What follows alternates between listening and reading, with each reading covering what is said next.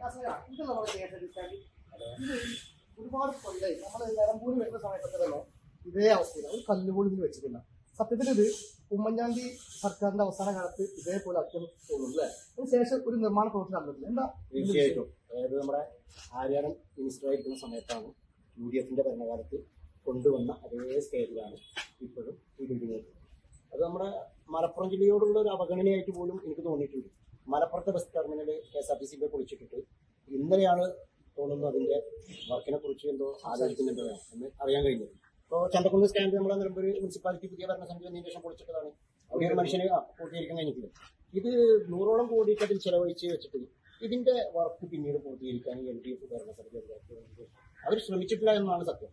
ഇപ്പോഴും ഒരു ഓടിട്ട ഒരു പഴയ ഷെഡിലാണ് KSRTC വരുന്നതും ഏറ്റവും കൂടുതൽ പിന്നെ അന്തർ സംസ്ഥാന ഭാഗങ്ങളിലേക്ക് പോകുന്ന യാത്രക്കാർ.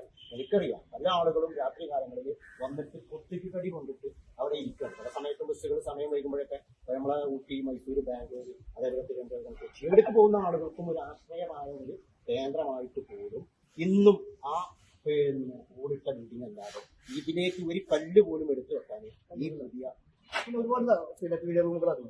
സത്യത്തിലൊക്കെ ടെൻഡർ ചെയ്തിട്ട് സാധാരണക്കാരനൊക്കെ ഒരു അവന്റെ ഒരു ജീവിതം തീർച്ചയായിട്ടും. കാരണം തൊട്ടപ്പുറത്ത് കിടക്കുന്നത് കോടതിയാണ്.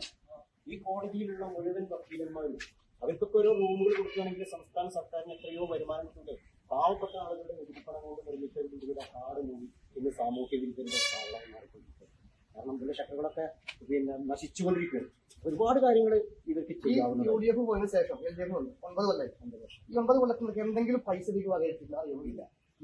അവര് ബജറ്റിൽ മാറ്റി വെക്കുമെന്നും ഈ അടുത്ത കാലത്ത് ഇതേതോ ഒരു സ്വകാര്യ സ്ഥാപനത്തിന് വേണ്ടി കൊടുക്കണമെന്ന് പറഞ്ഞ് നിർമ്മിതി കുറച്ച് ഫ്ലക്സൊക്കെ വന്നിരുന്നു. പക്ഷെ പിന്നീട് അതെന്താണ് ആയത് എന്ന് നമുക്കറിയില്ല. എനിക്ക് തോന്നുന്നു അത് ഇവിടുത്തെ MLA-യും സർക്കാരും തമ്മിലുള്ള പഠനത്തർക്കത്തിന്റെ ഭാഗമായിട്ട് ആ ഏറ്റെടുത്ത വ്യക്തികൾ അതിന് ഒഴിഞ്ഞു പോയതാണെന്നാണ് എനിക്കറിയുന്നത്. ഇതാണ് നിലമ്പൂരിന്റെ വികസനം എന്ന് പറയുന്നത്. ഏറെ കുത്തിഘോഷിക്കപ്പെട്ട് പറയുന്ന നമ്മുടെ KSRTC ബസ് ടെർമിനൽ.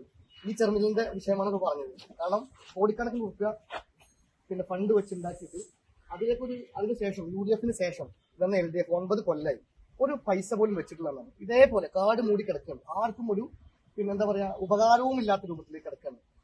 അപ്പോൾ ഇതിനെതിരെയൊക്കെയാണ് ജനങ്ങൾ വരേണ്ടത്. അവരുടെ വോട്ട് എന്ന് പറയുന്നത് ഇത്തരം വിഷയങ്ങളിൽ അവരുടെ വോട്ടുകൾ പിന്നെ നൽകുക മാത്രമല്ല, ആരാണോ വികസന വിരോധികൾ, ആരാണോ വികസനവാദികൾ, ഇത് കൃത്യമായി നിങ്ങൾ മനസ്സിലാക്കിയിട്ട് നിങ്ങളുടെ വോട്ടുകൾ അത് ആർക്കാണോ നിങ്ങൾ കൊടുക്കേണ്ടത്. നമുക്കറിയാലോ ഇവിടെ 9 കൊല്ലത്തിന് മുമ്പ് ഒരു ഭരണകക്ഷി ഉണ്ടായിരുന്നു, ഇവിടെ MLA ഉണ്ടായിരുന്നു. ആ MLA നടത്തിയ